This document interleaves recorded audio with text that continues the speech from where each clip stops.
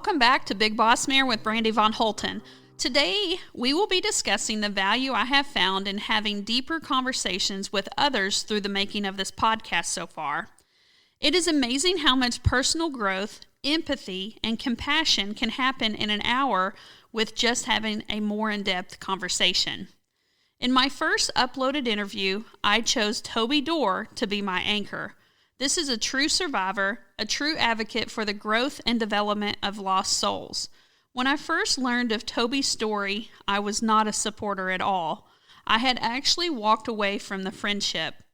When I saw that others had accepted Toby's story as motivational, then I decided to take another look.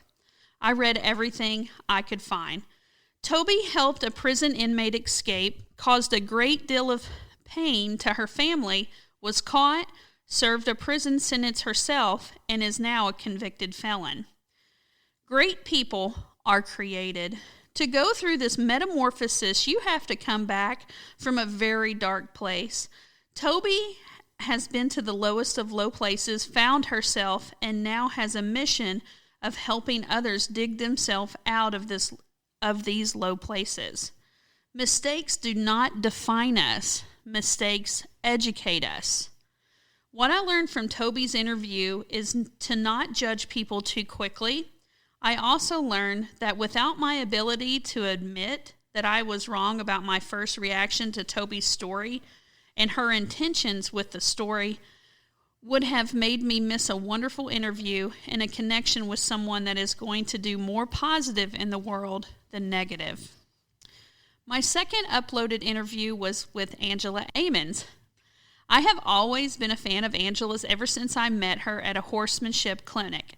I chose Angela because I had seen her a 2-year journey of winning a buckle, and it gave me so much respect for the person that comes back from a near win to a win by a long shot. Angela has a genetic birth defect that resulted in her not having all of her fingers and toes.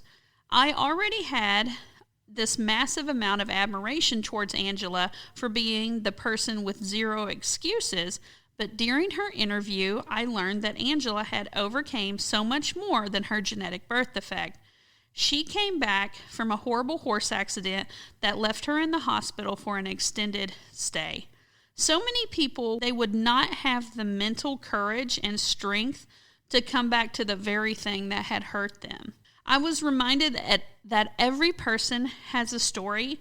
Taking the time to listen to Angela made me even more of a loyal fan. She puts the OU in tough for, oh, you ain't seen nothing yet. The very first podcast I did was with Jennifer Fizer. I chose to place her interview later because I wanted her message in a specific order. Jennifer is a horse friend, a business friend, and a podcast mentor to me. She always has such good insight and thinks outside of the box. If Jennifer and I ever go into business together, I know we will rule the industry. Jennifer bought an existing coffee shop and has helped it flourish and become even better. She had never owned a restaurant before and relied upon her younger established employees to teach her the ropes to her business. What Jennifer lacked in restaurant knowledge, she made up for in management and drive. What I learned from Jennifer is that you can evolve and grow while you are in motion. It kind of reminds me of married couples that are always waiting for the right time to have kids, but then they wait too long because there is never a perfect time. Sometimes you just have to jump and then refuse to fail. This leads me to my next interview, Magen Warlick. Have you ever had someone in your life that you want to say, when I grow up, I want to be just like you, but then you realize you are actually older than them? That's the way I feel about Magen. The humbleness of this cowgirl is glowing with every thread of her soul. Magen has trained with big names, won huge titles, and has helped people from around the world achieve their goals, but you would have never known it unless someone like me told you. Her podcast was about the mindset of a champion and the importance of staying humble. Magen is hungry to continue to grow and just started competing in a new discipline. What Magen's podcast reminded me is to continue to grow and set new goals. I feel that this continual drive to improve is going to keep me young at heart and help me reach things I couldn't have even imagined. It is important to not get too comfortable. We are all so much more capable than what we give ourselves credit for on a daily basis. My next interview was a tearjerker. Eich is a sex trafficking survivor from two people that were supposed to protect her at all costs but failed her. Dawn's father and Dawn's godmother. Her story would bring a tear to a glass eye. Dawn's father used Dawn as payment for debt owed to a man that was a pedophile. Dawn escaped and ran away to live with her godmother that turned out to be a person called a mule that grooms girls for other pedophiles. She literally escaped one horrible situation to run into the arms of an even worse predator.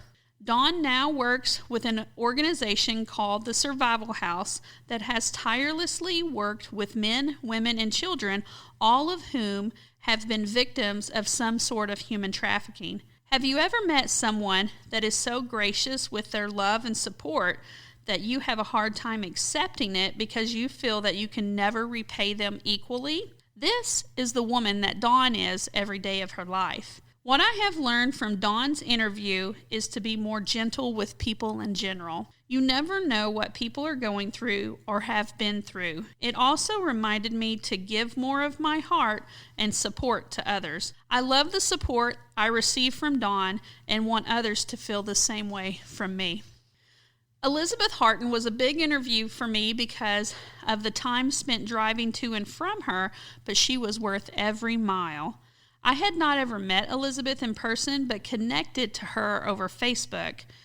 We had a few longer conversations back and forth, but never spoke over the phone. She posted about her horse having pneumonia and having to pull the horse from a very expensive competition where her horse would only be eligible this year because the competition is only for certain ages of horses. Elizabeth's horse would also be released from care the day before the competition.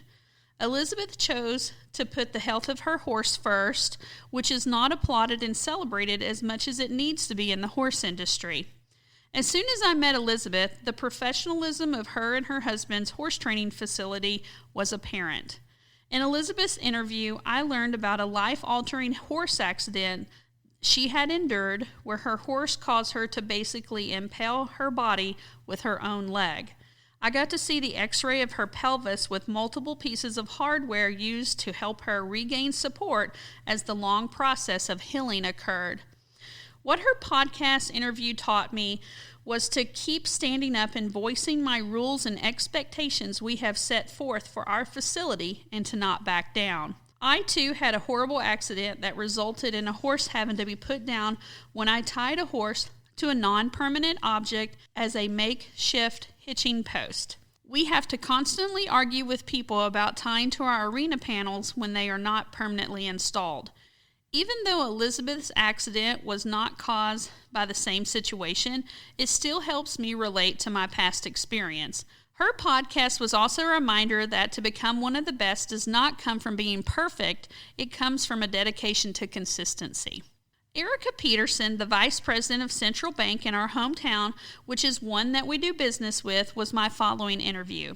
She already has 20 plus years of experience, even though she isn't even 40.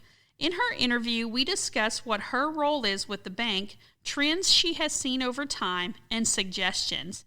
It was refreshing to hear that her role is to get to actually know her business customers and help advise them of new products.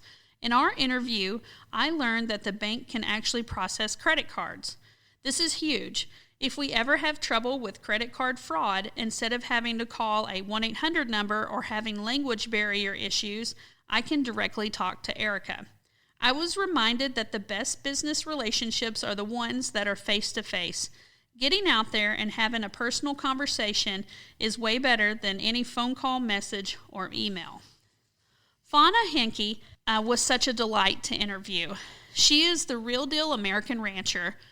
She is in charge of 1,600 beef mama cows, highly educated, highly motivated, highly productive, and highly respected. She has dreams of completing a daily devotional that connects her ranch life and her faith. Fawna's passion towards her profession glows from every word she spoke. Right now, I have been keeping up with her journey through her Facebook post. It is calving season for 200 heifers, and Mother Nature is showing her fury with temperatures dropping as low as -40 with the wind chill. Her podcast reminded me to not take for granted the luxuries we have in this great country of being able to go to a climate-controlled grocery store and buy high-quality foods. Fawna wants to help develop others to continue this way of life. Her giving personality is admirable across generations and career fields.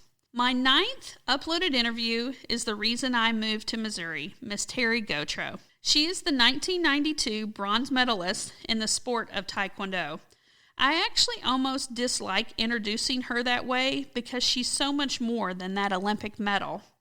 Every time I talk to Terry, I leave feeling motivated and ready to conquer the world. To become a champion in a sport at the highest stress level possible and to win takes so much mental and physical grit that has to come from deep within the person. Then for Terry to take what she has learned and coach others to push themselves past what they previously thought was their limit is a remarkable talent she possesses. It takes a special type of person to be able to help others get out of their own head. What I learned from Terry's interview was a reminder of how needed a coach is in life, not just in sports. A confident person is an unstoppable person. That leads me to my 10th interview, someone that I have respected ever since the first minute I met her, Miss Karen Peck.